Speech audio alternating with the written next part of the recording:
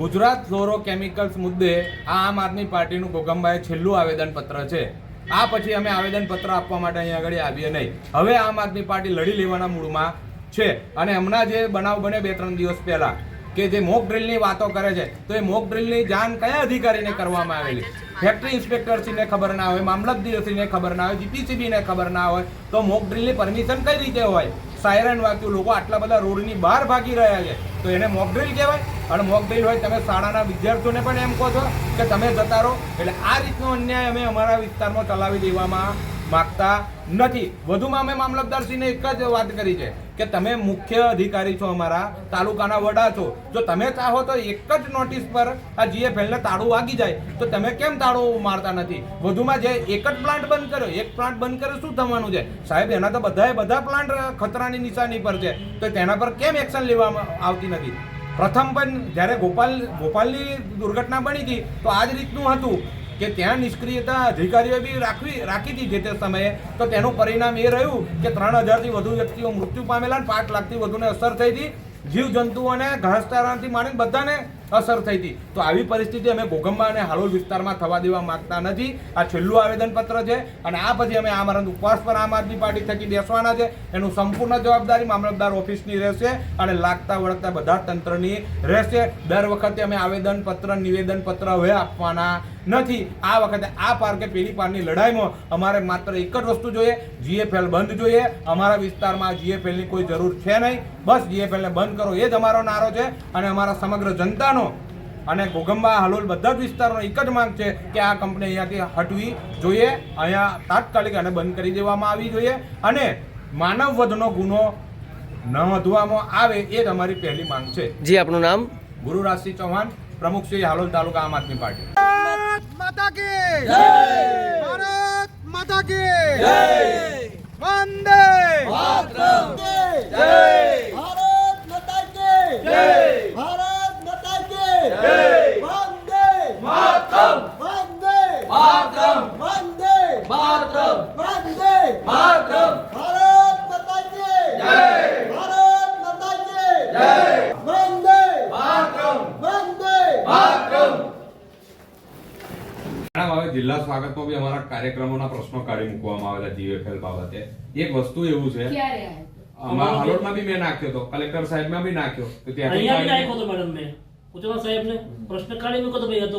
આ ભાઈ અમારે જવાનું ક્યાં? મેડમ એક વસ્તુ છે કે આપણે પેલા દિવસ તમારા આદેશથી લાઠીચાર્જ થયો, ધરપકડો થાય, બધું થયું, તો તમારા આદેશથી બંધ બી થઈ શકે. આ પ્રથમ વ્યક્તિ છો, મારાથી ઉપરી પણ બધા છે. પણ મેડમ આપના આદેશથી તો થઈ જ શકે. આપ લોકો અમે તો જો તમે મેડમ તમે તાલુકાનું ભવિષ્ય નથી જોતા. આ અંધકારમાં આ ફરી કાલે લીક થયું. હવે એમાં એવું હતું કે મોક ડ્રિલની વાત કરે. મોક ડ્રિલની જે તે દિવસ સમય અધિકારીને પૂછ્યો હતો કે મોક ડ્રિલની એવી પરમિશન નથી.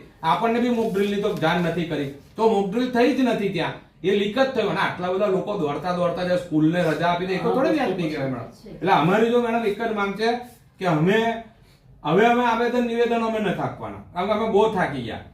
હવે અમે બેસી જવાના છે આમરણ ઉપવાસ પર કે તમે કાર્યવાહી કરો, નહીં તો અમને પછી આમરણ ઉપવાસની પરમિશન આપો, અમે ભારત બેસી જઈએ વિથિન 15 દિવસમાં પ્રમુખશ્રી. બરાબર?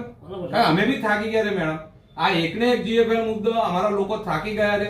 કાલે બી દોડધામ થઈ. ભાઈ અમે થાકી ગયા છે. અમે મેડમ તમારા એક લેટર, અમે દોડ્યો મેડમ તમારા એક લેટર પર તાળું વાગી જાય. ના વાગે વાગી જાય મેડમ, ના હોય. બધા આ મેજિસ્ટ્રેટના પદવીદાર છો. મેજિસ્ટ્રેટ પ્રમાણે બરાબર એનામાં કેટલા બધા જણ છે ઉપરી. પણ મેડમ જોખમ ક્યાં સુધી લેવાનો? મારે મેં ગોદલ પાર્ટી તો મરી જશું બધા ભેગા થઈને. તો એના કરતા અમે ઉપવાસ કરીને મરી જઈએ. આ તો બહાર બેસીને મરી જઈએ પોસાય અમને એમ. અમે ઉપવાસમાં કરી અહીં મરી જઈએ તો લોકોને અને લાગે બીજું એક વસ્તુ, એક મિનિટ. નીતિગત પ્રશ્ન છે એમ કે મારો પ્રશ્ન કાઢી મૂકવામાં તે કેટલો વ્યાજબી છે? મારા 2 પ્રશ્નો હતા, બંને પ્રશ્નો મારા કાઢી મૂકવામાં આવ્યા હતા.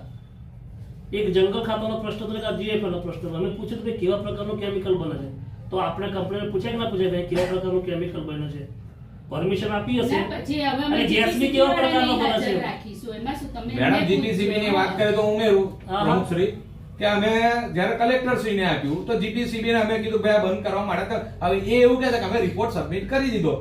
હવે જે તે વિભાગ તમારે પૂછવાનું કે જે તે વિસ્તારના હોય એ અધિકારીને રિપોર્ટ જાય અને છેલ્લે એમને જે કરવાનું હોય કરે. તો તમે એવું હોય ફેક્ટરી ઇન્સ્પેક્ટર, કલેક્ટરશ્રી, આપશ્રી, GPCB બધાને બોલાવો તો અમારે જવાનું કોની પાસે બંધ કરાવવા? આ ના જ જવાનું હોય તો અમે આવેદન પત્ર છેલ્લું આપવા માટે ના આવ્યા. આપણે અમે બધાને બોલાવી લો. અમે અમારા પ્રશ્નો જ કાઢી સુનવાઈ કરો એને સુનવાઈ કરો બોલાવવા સુનવાઈ નથી થતી માટે. મેડમ. અને બીજું એક વસ્તુ હવે જે આ શનિવારે જે ઘટના બની એમાં કીધું કે મોક ડ્રીલ છે તો સાહેબ જીપીસીબી ના અધિકારીને નથી ખબર કે મોક ડ્રીલ છે એમ.